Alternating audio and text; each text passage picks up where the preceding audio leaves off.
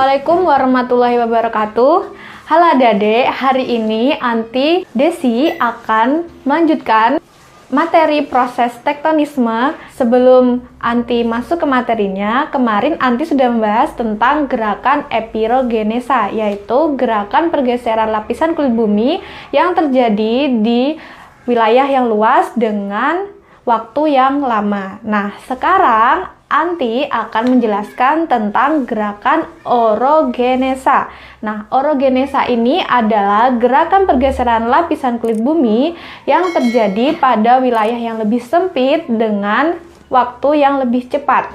Nah, perlu kalian tahu bahwa gerakan orogenesa dibagi menjadi dua. Ada lipatan dan ada patahan. Lipatan ini disebut juga dengan fold. Lipatan dibagi menjadi 6, ada lipatan tegak, lipatan miring, lipatan menggantung, lipatan rebah, lipatan sesar sungkup, dan lipatan isoklinal. Kemarin Anti sudah menyebutkan sebagian dari jenis-jenis lipatan ini kan. Nah, sekarang Anti akan menjelaskan satu persatu dari keterangan setiap lipatan. Nah, yang pertama adalah lipatan tegak. Nah, lipatan tegak ini merupakan lipatan yang memiliki sumbu bidang yang tegak lurus dan membelah antara antiklinal dan sinklinal sama besar. Nah, kalian pasti bingung antiklinal itu apa dan sinklinal itu apa kan? Nah, antiklinal adalah puncak dari lipatan, sedangkan sinklinal adalah lembah atau bagian bawah dari lipatan. Nah, lipatan tegak juga disebut dengan lipatan symmetric fold atau tadi lipatan tegak. Nah, yang selanjutnya ada lipatan miring atau asymmetric fold. Nah, asymmetric fold ini merupakan kelanjutan dari proses lipatan tegak, di mana adanya dorongan yang terus-menerus menyebabkan sumbu yang tegak tadi akan miring. Nah, dan membentuk lipatan miring. Selanjutnya adalah lipatan menggantung. Nah, lipatan menggantung ini juga proses lanjutan dari lipatan miring, yang mana dorongan tadi berlangsung secara terus-menerus sehingga sumbu yang miring tadi akan lebih condong sehingga terlihat seperti menggantung. Nah, selanjutnya yaitu ada lipatan rebah. Jangan keliru ya, kemarin Anti menyebutkan lipatan rebahan, jadi itu bukan istilahnya, yang betul adalah lipatan rebah. Nah, lipatan rebah ini disebut lipatan rebah karena bentuknya seperti merebah, dari yang menggantung menjadi merebah atau hampir menelungkup. Nah, lipatan rebah ini terjadi karena dorongan yang terus-menerus tadi menyebabkan sumbu yang sudah menggantung itu semakin terlihat merebah. Nah, yang selanjutnya adalah lipatan sesar sungkup.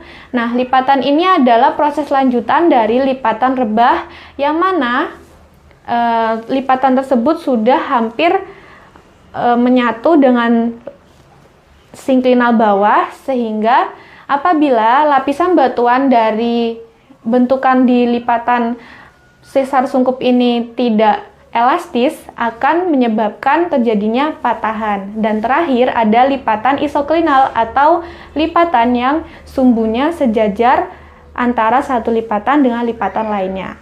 Oke, kalian udah paham kan tentang lipatan? Sekarang Anti akan menjelaskan tentang patahan atau fold. Nah, patahan ini terjadi karena adanya pergerakan kulit bumi yang terjadi secara cepat pada batuan yang tidak elastis. Nah, patahan ini dibagi menjadi dua, yaitu ada graben dan ada horst. Nah, apa sih perbedaan graben dan horst? Nah, graben adalah patahan di mana letak patahan itu lebih rendah dari daerah sekitarnya. Nah, sedangkan horst adalah patahan yang terlihat lebih tinggi dari daerah sekitarnya.